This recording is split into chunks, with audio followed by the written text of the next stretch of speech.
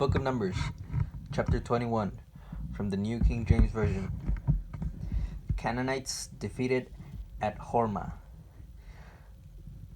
The king of Arad, the Canaanite who dwelt in the south, heard that Israel was coming on the road to Atharim. Then he fought against Israel and took some of them prisoners. So Israel made a vow to the Lord and said, "If you will indeed deliver this people into my hand, then I will utterly destroy their cities." And the Lord listened to the voice of Israel and delivered up the Canaanites, and they utterly destroyed them and their cities. So the name of that place was called Hormah, the bronze serpent. Then they journeyed from Mount Hor by the way of the Red Sea to go around to the land of Edom, and the soul of the people became very discouraged on the way, and the people spoke against God and against Moses. "Why have you brought us up out of Egypt to die in the wilderness? For there is no food and no water, and our soul loathes this worthless bread." So the Lord sent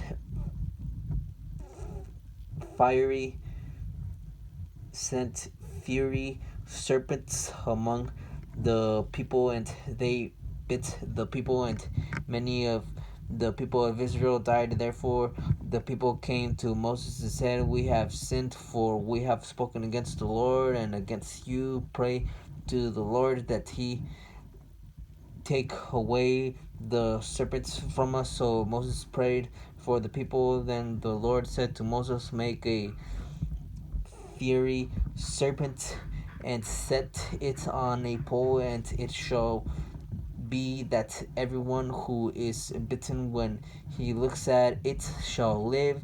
So Moses made a bronze serpent and put it on a pole, and so it was, if a serpent had bitten anyone, when he looked at the bronze serpent, he lived. From Mount Hor to Moab.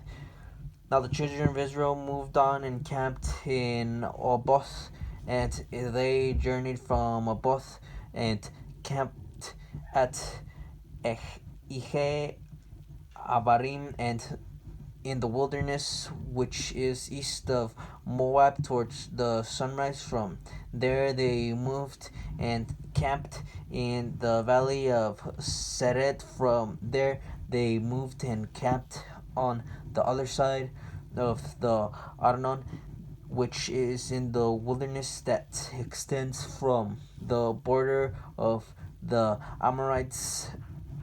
For Arnon is the border of Moab, between Moab and the Amorites. Therefore it is said in the book of the wars of the Lord, Waheb in Suphah, the brooks of Arnon, and the slope of the brooks that reaches to the dwelling of Ar, and lies on the border of Moab. From there they went to Beer, which is the well where the Lord said to Moses, "Gather the people together, and I will give them water." Then Israel sang the song, "Spring up, O well, all of you sing to it." The well the leaders sank, dug by the nation's nobles, by the lawgiver with their staffs.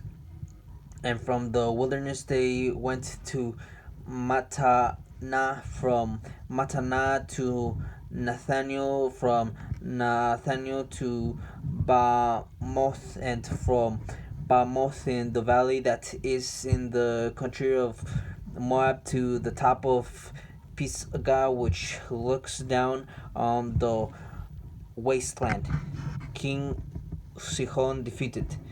Then Israel sent messengers to Sihon, king of the Amorites, saying, "Let me pass through your land. We will not turn aside into fields or vineyards. We will not drink water from wells we will go by the king's highway into until we have passed through your territory, but Sihon would not allow Israel to pass through his territory. So Sihon gathered all his people together and went out against Israel in the wilderness, and he came to Jahaz and fought against Israel. Then Israel defeated him with the edge of the sword and took possessions of his land from the Arnon to the Jabbok, as far as the people of Ammon. For the border of the people of Ammon was fortified. So Israel took all these cities, and Israel dwelt in all the cities of the Amorites in Heshbon and in all its villages. For Heshbon was the city of Sihon, king of the Amorites, who had fought against the former king of Moab and had taken all his land from his hand as far as Arnon. Therefore, those who spoke in Proverbs say, "Come to Heshbon, let it be built, let the city of Sihon be repaired, for fire went out from Heshbon, a flame from the city of Sihon, it consumed Ar of Moab, the lords of the heights of the Arnon. Woe to you, Moab! You have perished, O people of Chemosh. He has given his sons as fugitives and his daughters into captivity to Sihon, king of the Amorites, but we have shot at them. Heshbon has perished as far as Dibon. Then we laid waste as Nophah, which reaches the Medeba. Thus Israel dwelt in the land of the Amorites. Then Moses sent to spy out Jazer, and they took its villages and drove out the Amorites who were there. King Og defeated. And they turned and went up by the way to Bashan. So Og, king of Bashan, went out against them, he and all his people, to battle at Edrei. Then the Lord said to Moses, "Do not fear him, for I have delivered him into your hand, with all his people and his land, and with all his people and his land, and you shall do to him as you did to Sihon, king of the Amorites, who dwelt at Heshbon." So they defeated him, his sons, and all his people, until there was no survivor left him, and they took possessions of his land.